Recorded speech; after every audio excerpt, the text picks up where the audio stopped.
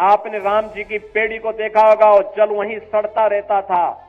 लोग आते थे, देख करके संकोच के मारे एक डुबकी चुपचाप लगा करके किसी तरह से निकल पाते थे।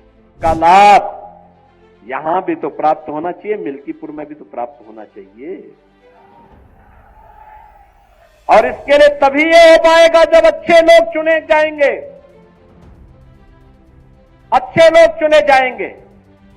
हमारे यहां पर विधायक गण है, श्री रामचंद्र यादव जी रुधौली में विकास के लिए निरंतर प्रयास करते हैं। तारीख 24 जनवरी जब उत्तर प्रदेश के सीएम योगी आदित्यनाथ का हेलीकॉप्टर मिल्कीपुर के लिए रवाना हुआ, ठीक उसी समय अखिलेश यादव ने सोशल मीडिया पर एक पोस्ट किया। इस पोस्ट में उन्होंने लिखा कि अयोध्या में जिन अफसरों की ड्यूटी लगी है उनमें पीडीए अफसरों की हिस्सेदारी बस 20% है। मिल्कीपुर में 24 जनवरी को सीएम योगी ने चुनावी रैली की है। पिछले 6 महीने में उनका इस इलाके का ये 7वां दौरा रहा। मंच संभालते ही योगी आदित्यनाथ ने कहा कि इस उपचुनाव का संदेश देश भर में जाएगा। इस सीट से विधायक रहे अवधेश प्रसाद अब फैजाबाद से समाजवादी पार्टी के सांसद बन गए हैं। उनके बेटे अजीत प्रसाद अब मिल्कीपुर से चुनाव लड़ रहे हैं। बीजेपी ने यहाँ से चंद्रभानु पासवान को टिकट दिया है। मिल्कीपुर सीट पर बीजेपी और समाजवादी पार्टी में कांटे की लड़ाई है। अखिलेश यादव पीडीए के दम पर इस सीट पर कब्जा बरकरार रखना चाहते हैं। इसी फॉर्मूले के सहारे समाजवादी पार्टी को लोकसभा चुनाव में 37 सीटें मिली थी, लेकिन योगी आदित्यनाथ ने भी इसके मुकाबले में अपना सोशल इंजीनियरिंग तैयार कर ली है। अखिलेश यादव के पीडीए के मुकाबले में सीएम योगी का एमडीपीए वाला फॉर्मूला तैयार है। इसी फॉर्मूले से बीजेपी हाल ही में विधानसभा के उपचुनाव में 9 में से 7 सीटें जीत चुकी है। योगी आदित्यनाथ ये साबित करने में जुटे हैं कि अखिलेश यादव का पीडीए बस दिखावा है। उनकी राजनीति तो सिर्फ मुस्लिम परस्त है। इसलिए उन्होंने जानबूझकर 6 महीने पुरानी रेप की घटना का जिक्र किया। इस केस में पीड़िता पिछड़े वर्ग की है। रेप के आरोप में मोहित खान नाम का समाजवादी पार्टी का नेता जेल में बंद है। सीएम योगी ने आरोप लगाया कि समाजवादी पार्टी पीड़िता के साथ खड़े होने के बदले मोहित के बचाव में आई, क्योंकि आरोपी मुसलमान है। अखिलेश यादव ने इस केस में मोहित के डीएनए टेस्ट की मांग की थी। योगी आदित्यनाथ इसी बहाने महिला वोटरों को अपने पाले में करना चाहते हैं।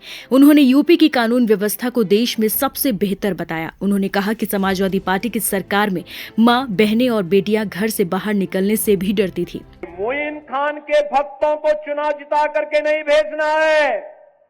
याद रखना, जिन लोगों ने यहां के विकास को बाधित किया है, जो लगातार ऐसी घटनाओं को अंजाम देते रहे हैं, उन लोगों को कभी भी आगे नहीं बढ़ने देना है। ये मोइन खान को सिर आंखों पर बिठाने वाले लोग बिटिया की सुरक्षा के लिए खतरा है। ये भदरसा का चेयरमैन दलितों की जमीनों पर कब्जा किए बैठे थे। जबरदस्ती ये कहा गया कि भाई जबरदस्ती यहां नहीं चलता है। यहां तो गरीब के बारे में सुनवाई होगी, गरीब के प्रति संवेदना होगी, किसी माफिया और किसी अपराधी के प्रति नहीं। और इसलिए बहनों और भाइयों, मेरी आप सबसे विनम्र अपील है, 5 फरवरी को चुनाव होना है। मिल्कीपुर का संदेश बहुत दूर तक जाएगा। मिल्कीपुर के संदेश को फिर से अयोध्या धाम के संदेश में बदलना है। अखिलेश यादव को पीडीए मतलब पिछड़े, दलित और अल्पसंख्यक वोटरों पर भरोसा है। योगी आदित्यनाथ इसकी काट में एमडीपीए का फॉर्मूला लेकर आए हैं, मतलब महिला, दलित, पिछड़ा और अगड़ी जाति के वोटरों वाला सामाजिक समीकरण। मिल्कीपुर सुरक्षित सीट है। समाजवादी पार्टी और बीजेपी के उम्मीदवार पासी जाति के हैं। पिछले विधानसभा चुनाव में समाजवादी पार्टी के अवधेश प्रसाद ने बीजेपी के बाबा गोरखनाथ को 13,000 वोटों से हराया था। इस सीट पर अगड़े और यादव वोटर निर्णायक संख्या में हैं। बीजेपी से पिछली बार चुनाव लड़े बाबा गोरखनाथ की छवि सवर्ण विरोधी है, इसलिए इस बार उनके बदले चंद्रभानु को बीजेपी ने टिकट दिया है। सपा के सांसद अवधेश प्रसाद का अगड़ी जाति के वोटरों में अच्छा खासा प्रभाव है। इस प्रभाव को कम करने के लिए ही सीएम योगी ने मोइन खान वाला दांव आजमाया है। सीएम योगी आदित्यनाथ ने मन से कुछ खास नेताओं का नाम लिया। इसके पीछे भी उनकी सोची समझी रणनीति है। वो अपने एमडीपीए वाले दांव से चुनाव जीतना चाहते हैं। योगी आदित्यनाथ ने विधायक रामचंद्र यादव का नाम लिया, पूर्व विधायक खब्बू तिवारी का जिक्र किया।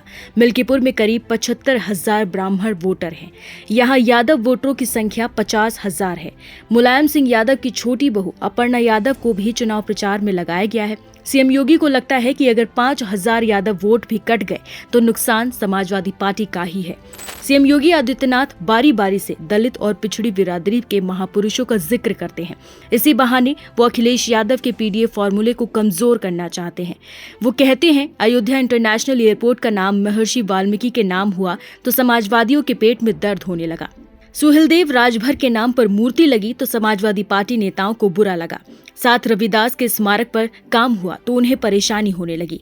योगी आदित्यनाथ की पूरी रणनीति पिछड़े और दलित वोटरों को समाजवाद पार्टी की तरफ जाने से रोकने में है। इस बार बीएसपी इस सीट पर चुनाव नहीं लड़ रही है। सीएम योगी की कोशिश है कि दलित और गैर यादव पिछड़े बीजेपी के साथ रहें।